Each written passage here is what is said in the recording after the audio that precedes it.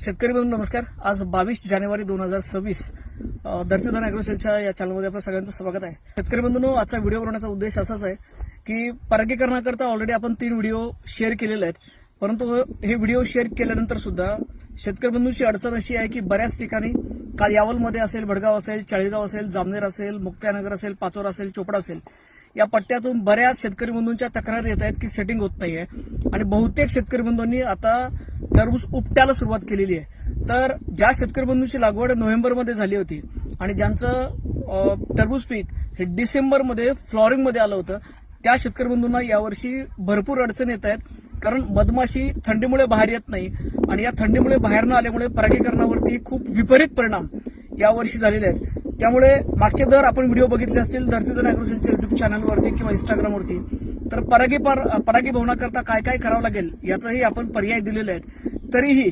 मधमाशीची पेटी शेतकरी बंधू आज आणतायत मार्केटमधून, परंतु मधमाशीची पेटी शेतामध्ये ठेवत असताना कशा पद्धतीने त्याचा वापर केला गेला पाहिजे याच्याबद्दल हा व्हिडिओ आपण बनवतोय। शेतकरी बंधूंनो, मधमाशीची पेटी ज्यावेळेस आपण मार्केटमधून आणतोय त्यावेळेस एक लक्षात घ्या की एका पेटीमध्ये साधारणतः 25,000 पर्यंत आपल्याला मधमाशा भेटतात आणि याच्यामध्ये एक राणी माशी असते आणि त्या एका मधमाशीच्या पेटीमध्ये साधारणतः आपल्याला 10 पट्ट्या भेटतात, 9 ते 10 पट्ट्या असतात, म्हणजे एका पट्टीमध्ये आपल्याला 2,500 पर्यंत त्या मधमाशा भेटतात। पहिलं खात्री करा की या पट्ट्या आहेत का, 9 ते 10 पट्ट्या आपल्या आहेत का, पहिलं हे कन्फर्म करायचंय। दुसरं, मधमाशीची पेटी आपण शेतामध्ये ठेवत असताना पूर्वेकडे तोंड करून आपल्याला मधमाशीची पेटी ठेवायची आहे, भर उन्हामध्ये मधमाशीची पेटी ठेवायची नाही। दुसरं, या मधमाशीच्या पेटीला ठेवत असताना जमिनी लगत मधमाशीची पेटी ठेवायची नाही। एक स्टँड जर आपल्याला असेल साधारणतः 1.5 ते 2 फुटापर्यंत उंच, तर ते अतिशय चांगलं।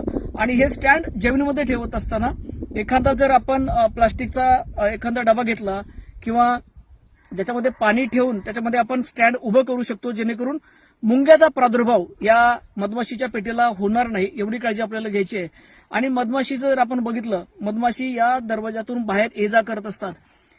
परागीकरण का होत नाहीये, अडचणी काय येत आहेत, वेडीवाकडी फळं का होत आहेत, याला कारण हे आहे की मधमाशी येत नाही। मधमाशी काय येत नाही, आता जर आपण पाहिलं, बरेचसे शेतकरी बंधू म्हणतात की साहेब आमच्या शेतामध्ये मधमाशी आहे, परंतु ती मधमाशी दुपारी 11 नंतर बाहेर पडते उन्हाचं।